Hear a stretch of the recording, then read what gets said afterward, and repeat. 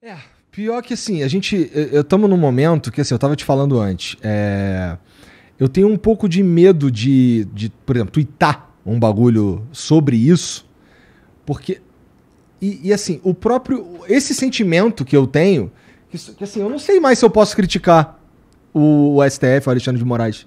Eu não sei se eu posso falar que eu acho que ele tá cometendo excessos, porque ele pode achar Tirar que suas eu redes tô... do ar e fuder sua vida. Pô, olha isso. No seu caso, que é a sua vida mesmo, sua profissão, seu negócio. Então, cara, assim, se a gente tá vivendo um momento que a gente não pode criticar alguém, tá ligado? Isso é muito perigoso, cara. E as pessoas... É interessante como tem muita gente que não percebe que isso é muito perigoso, porque é contra gente que você não... É contra gente que você não gosta, é. Como é contra gente que você não gosta, os caras, eles ficam batendo palma. Sim. E assim, existe a chance real dessa porra virar, irmão. Sim. E saiu notícia já falando que chegou no PT, assim, que eventualmente o próprio Alexandre de Moraes, durante o governo Lula, pode tomar medidas contra o governo Lula e depois vai ficar complicado pra eles criticarem porque eles aplaudiram quando não era contra o Lula, né? Então...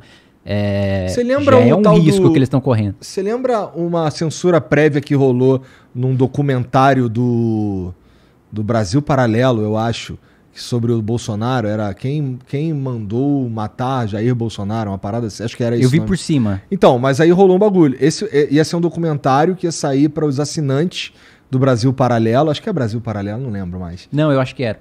Também acho. E ele falou, não vai sair essa porra não. Sem nem ter visto. Não é demais isso, cara? Sim, sim. Ué, matéria no Antagonista na Cruzoé, falando sobre uma suspeita envolvendo o Toffoli. Também que ele tirou do ar e voltou atrás. Depois o Supremo voltou atrás, porque pegou mal pra caramba, puta, censurar um veículo de imprensa e tal.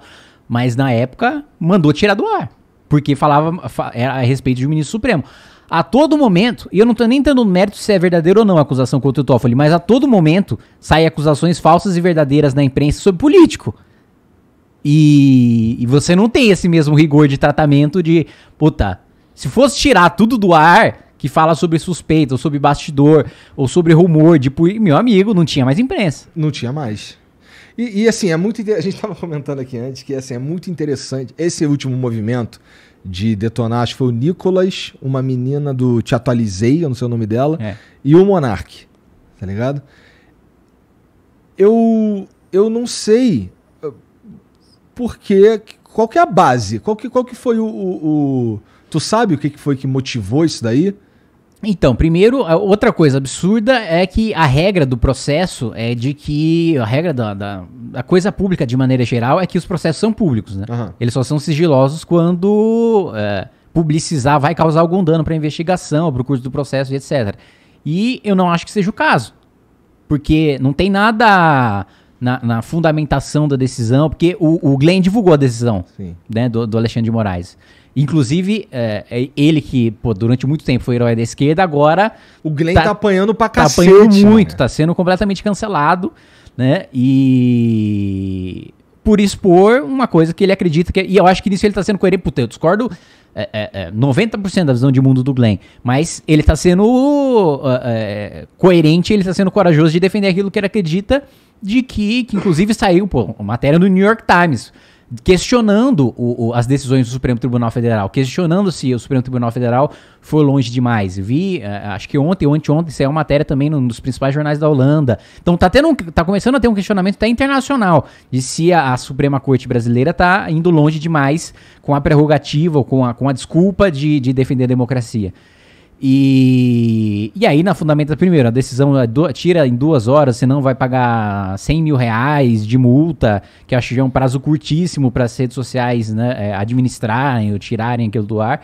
E um outro ponto que é fundamental para mim, existiu articulação para que tivesse invasão, teve incentivo, teve mentor intelectual, etc? Teve. Agora, eu não tenho a menor dúvida, e eu acho que ninguém tem, de que o Monark não foi um mentor intelectual, é um sujeito membro de uma rede esse é o argumento? Que incentivou invasão ao Supremo Tribunal Federal, a Praça dos Três Poderes. O que eu vejo muita gente argumentando mas o Monark, com os tweets dele, incendiava as pessoas para que elas ficassem cada vez mais radicalizadas e não sei o quê. Cara, um tweet indignar uma pessoa não é justificativa, né, pra tirar do ar. Se ele de fato incentivasse, eu falasse, invade lá! Tinha que invadir mesmo, etc. Ou, não é nem, às vezes não é nem ele mandar, mas às vezes justificar, falar, não, pô, essas pessoas estão certas, ou enfim, qualquer outra coisa, passar pano de que seja.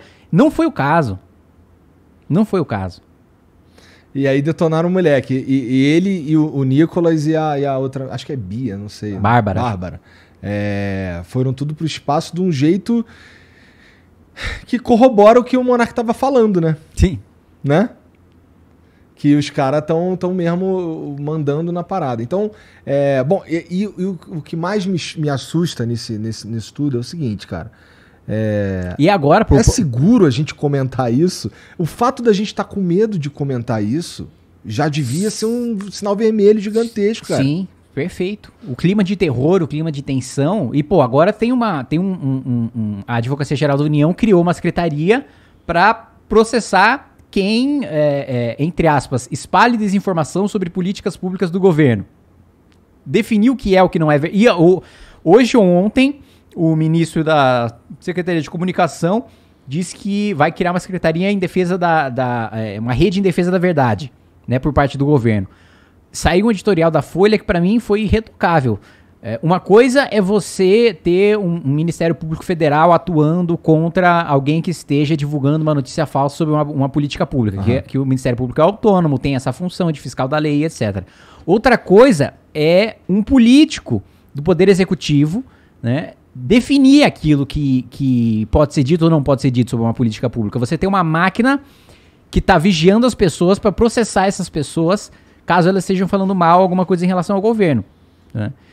E aí vem os bolsonaristas me encher o saco. Ah, pô, mas você defendeu o voto nulo, não sei o que, tá aí, tá vendo? Pô, o Bolsonaro foi o presidente que mais utilizou o Ministério da Justiça para processar gente que xingou ele, não é nem desinformação. Gente que xingou, porque ele usou o crime de injúria, né, que é simplesmente ofender uma pessoa. Então, aquele cara do Pequi Ruído, ele mandou prender, né, falou que o Bolsonaro era, sei lá, comparou o Bolsonaro com o Pequi Ruído. O outro que falou que o Bolsonaro era noivinha do Aristides, ele mandou prender também o cara lá na hora. Então, os dois lados estão defendendo a censura contra o lado oposto. E agora a gente tem tanto a principal ameaça para mim tá no Supremo Tribunal Federal, tá, né, nesses abusos que o Supremo tem cometido, mas agora você tem também essa parte do Poder Executivo, de ministros fazendo isso. E agora teve a sanção também de uma lei de uma deputada bolsonarista, de uma lei que foi votada pelo Eduardo Bolsonaro, que foi votada pelo Flávio Bolsonaro, que foi sancionada agora pelo Lula, que trata... primeiro, tá sobre injúria racial. Injúria racial é uma coisa que já existe, né? Já existia antes, continua existindo. Em crime racial. Aumentou a pena, isso eu acho ok, não vejo problema de você aumentar a pena de injúria racial. Acho que, aliás, boa parte dos crimes brasileiros você deveria aumentar a pena, mesmo porque o sujeito não fica na cadeia o período que a pena prevê. Mas coloca um agravante de se aquilo for cometido... com finalidade de recreação, com finalidade de diversão. Eu tenho aqui os dois artigos que me preocuparam mais. Então, o primeiro, aqui, é o 20A. Os crimes previstos nessa lei terão as penas aumentadas de 1/3 até a metade quando ocorrerem em um contexto ou com o intuito de descontração, diversão ou recreação. E aí depois fazer uma piada. Na interpretação dessa lei... O Léo Lins contar uma piada. O Léo Lins, exatamente. Pra mim, esse é o cara que me vem na cabeça na hora, assim, quando... E aí, na interpretação dessa lei, o juiz deve considerar como discriminatória qualquer atitude ou tratamento dado à pessoa ou grupos minoritários que cause constrangimento, humilhação, vergonha, medo ou exposição indevida e que usualmente não se dispensaria a outros grupos em razão da cor, etnia, religião ou procedência. Ou seja... o que eu vejo aqui nesse artigo? Que tem minorias ou tem grupos religiosos, porque fala sobre procedência nacional e fala sobre religião também.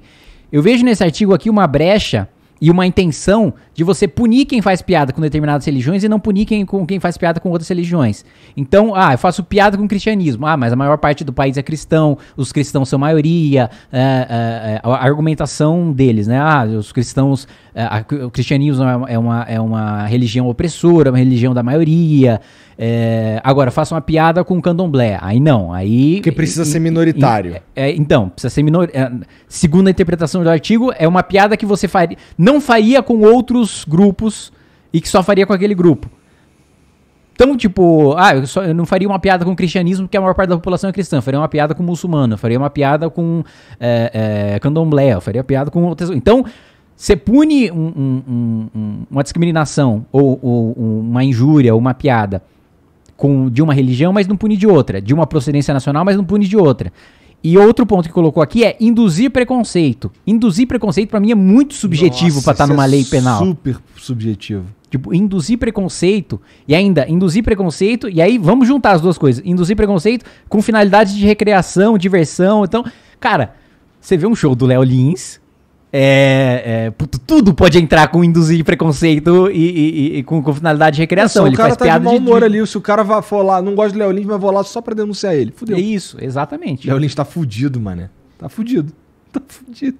E fala piada de procedência nacional. Pô, piada de português. Induzir preconceito. Pô, induzir o preconceito de que português é burro.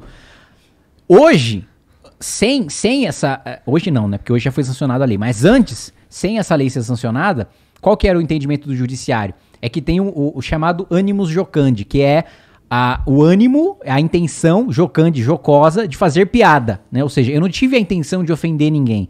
Eu não tive a intenção de gerar um preconceito contra ninguém. Eu tive a intenção só de fazer uma piada. A minha piada é um fim em si mesmo. A minha piada, a intenção dela é fazer rir. Não é gerar discriminação contra nenhum grupo. Com isso aqui, é o contrário. Em vez da piada... da intenção de se fazer uma piada te dá imunidade pra fazer, ela aumenta a sua pena. Que coisa, hein, cara? Porra, realmente, assim, e, cara, será que... Quando é que para isso, cara? Porque, assim, as coisas estão piorando. E com o passar do tempo, elas têm piorado, tá ligado? Elas têm ficado cada vez mais sinistras, assim, pra quem tá só falando. Sim. O fato é que, de novo, o fato de eu ter medo de comentar ações do Alexandre de Moraes... já é assustador. É assustador, cara. É o que o Glenn escreveu, né? Ele, pô... o Glenn foi um cara que teve muita treta com o governo americano. E ele falou, pô, eu nunca tive que consultar tanto advogado pra saber se eu poderia... Eu li esse tweet. Né, pô, se eu poderia expor esses documentos, ou se eu poderia discutir esses documentos, pô, nem brigando com a maior potência do mundo, que é os Estados Unidos, eu tive essa preocupação. Eu briguei com outros países e agora só no Brasil que eu tô tendo essa preocupação. E ele tá apoiando pra caralho. Tem a galera falando que... E, assim, definitivamente não é um bolsonarista. É um cara insuspeito pra falar sobre punir bolsonaristas. É um cara que, pô, o Glenn odeia bolsonaristas. Acredita no oposto daquilo que os bolsonaristas acreditam e ainda assim tá criticando a punição contra eles. Ó, esse canal aqui é o Talk Flow. A gente do Flow não tem birra nenhuma com ele. Primeiro, você pode se tornar membro de duas formas diferentes. Você pode ser um membro humilde de 20 reais ou um membro burguês de 50 reais. E aí você ganha uns descontos progressivos na loja, você faz parte de uns concursos pra ver quem tem a melhor sorte.